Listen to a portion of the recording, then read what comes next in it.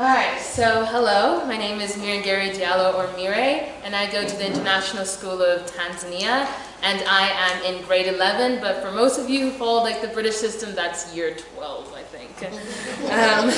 So today I'm going to be talking to you about my first citizenship project, and this is addressing the conflict between the intersections of employment and the disabled community in Tanzania, and specifically looking at the stigma around this community and to eventually create a platform that will help to build a bridge connecting our organizations, our institutes, and even individuals to unemployed members of this community. Okay, so the term disability has always been a difficult one for me to grasp. Even going into this project, I shied away from it because I felt like it had a lot of negative connotations. When something or someone is disabled, they're considered to be limited, they are shut down, they are simply unable. For many people, this definition makes sense. But where do we draw the line on what a disability is?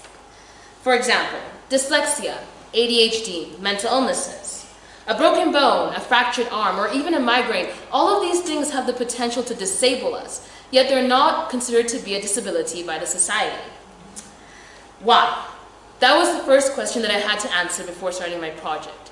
What is a disability and what does it mean to have one? And after doing a lot of research, I think I found my answer, but it might not be the one that you're thinking of. You see, having a disability is not about the part of you that's limiting. It is about the way society reacts to this limiting factor. Or to put it more simply, it's not a missing leg or a wheelchair that disables someone. It's society's inability to acknowledge these people and work to make their lives easier. See, the difference between a migraine and someone with a missing limb is that one of them was supported by society by the widespread invention of painkillers, while the other person still needs the help, especially in developing countries. So, through reaching this understanding, I knew that the area I needed to focus on was the actual society and not the people with disabilities, because they're not the ones that need fixing. It's the way that we approach them. So, here are 2 statistics about disability around the world and specifically in Tanzania. So around every 10 people in the world actually deal with a disability, making the handicapped community have a population of around 650 million people. Additionally, around 470 million people in this community are of working age. Yet, nevertheless, they are extremely underrepresented in the working force. In Tanzania, 4.2 million people live with a form of disability. Despite this, the handicapped population is considered to be one of the most oppressed and marginalized communities within the country. More than half of children with disabilities do not get the opportunity to attend school because of unequipped schools or their health restrictions or activity limitations. This in effect making obtaining a job in the future very difficult. This needs to change. A person's future and the future of their family shouldn't be dictated by the way they were born or an accident they've experienced in their lives. We need to humanize this community and we need to support them. You see, it's not only a problem for the government and NGOs, it's also a problem for us as individuals by evaluating our own stigmas and seeing how we're contributing to the problem. I understood entering this project that it was going to be a big task. Starting a platform, a project, or even an organization, it's not an easy task. That is why setting up foundations was very important to me this summer, in order to ensure the long-term effect of my project, and that is why the main focus of it was foundations. To give my NGO the sturdy roots it needed to become self-sufficient, so I could see its progress beyond the time span of only 1 summer. And due to the ambitious nature of my project, I knew that starting with foundations would be the most pragmatic way to approach it. So, I first decided to create Project ABLE in Tanzania after getting inspired by other organizations around the world who also deal with people with disabilities, such as Spectroverse and AD International. Their advocacy is in such a necessary cause, affirming that the platform was needed in a place in Tanzania where the issue is so ingrained.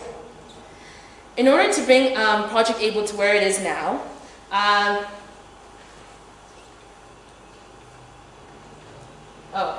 So in order to bring Project ABLE to where it is now, which is in the midst of it beginning its launch, there were a lot of things they completed over the summer in order to get it ready.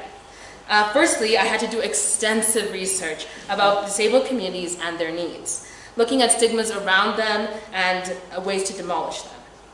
Secondly, I was able to meet with the CEO of Spectraverse, Sharia Sinha, about creating a partnership between Project ABLE and Spectraverse. Spectraverse is based in India, so my chapter would be here in Tanzania through Project ABLE, and I was also able to start applying to become an ambassador for Spectraverse.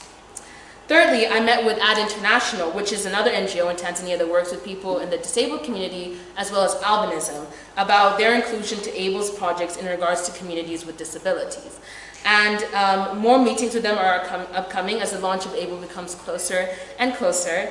And additionally, I have scheduled meetings with local government offices about their inclusion with ABLE in their respective councils.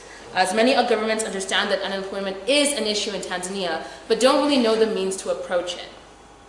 So, as I was saying before, starting something as big as an NGO can be a pretty daunting thing, and it's something that's going to take a lot of time and a lot of preparation.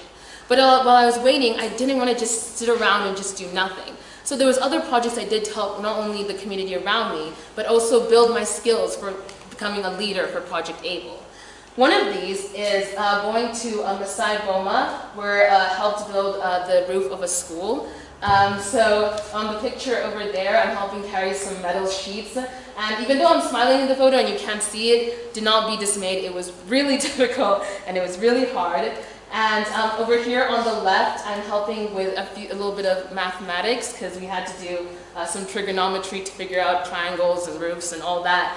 And as soon as I was finished doing that, they coined me as the maths girl. But after hearing Crispus's equations with 8 times C, I don't think that that's me anymore. And also, I was able, as a leader of Amnesty International, which is an international letter writing organization, and I lead the only chapter in Tanzania, I was also able to incorporate my passion with the disabled community in our recent letter writing campaign, where I was able to get my community to write over 300 letters to send to different governments around the world. And one of these governments was dealing with the disabled community and making different encouraging organizations, institutions, and corporations to become more disabled friendly by making more elevators and making it more accessible to their workers. And okay, so I'm just going to skip ahead because I'm running out of time. So there's 4 aims to Project ABLE. The first is action. Because while Project ABLE is maybe at its beginnings, it will end with real steps being made in terms of the employment of citizens with disabilities. The second aim is building relationships, because it's not only for the people with the disabilities, it's also for the people working in these establishments to open themselves to people with different backgrounds and people who are different than them. The third is to learn, because this area differs from the previous one as it focuses on teaching people with disabilities the skills they need to enter the workforce. And the final one is empowerment. And so the way that ABLE would work is in the following ways. Number 1, through collaborating with AD International and local government offices, stations for Project ABLE will be set up where members of the disabled community can go and have resumes written for them so then they can begin looking for jobs. Number 2, depending on their disability, whether that's mental or physical, they would be reached out to different employers that will be able to support their disabilities so then they can have a job there. Thirdly, ABLE will then connect the employer and employee based on other factors such as location and accessibility, and ensuring that both parties are happy with the deals. And fourthly, checkup on employees and employers would happen, so then we'd make sure that the deals set at the beginning are still being respected and both parties are still happy with what's happening. So, Project ABLE is an organization that I deeply care about, and it has always saddened me looking at the situation of the disabled community in Tanzania and feeling really helpless as to how I can help. By going through this process and continuing to go through this process with its launch, I have learned a few things. Firstly, is the importance of understanding your role in your community and how you can help, and the importance of looking within yourself and kind of finding your own stigmas and working on them. Secondly, is that the best things don't always come quickly. So kind of like a warm, thick, rich soup, you kind of need to work at things in order to make them the best. And finally, I was able to work on my organization skills by organizing a lot of meetings, schedules, future plans as we're moving into having our first career fair and launching thing. So finally, I'd like to say a few thank yous. Thank you, first of all, to Miss Debbie, because similar to Maria, it was all a back and forth tennis thing that when it came to the proposals. So I'm really thankful that she helped me with that. Dr. Susan for greeting me with a smile yesterday at my rehearsals, because when it's your first citizenship project, it can be pretty daunting, but she really encouraged me, and I'm really thankful for that. Beacon, of course, for giving us a platform like this to talk about situations like this and to push us into doing things like this, and all of you for listening.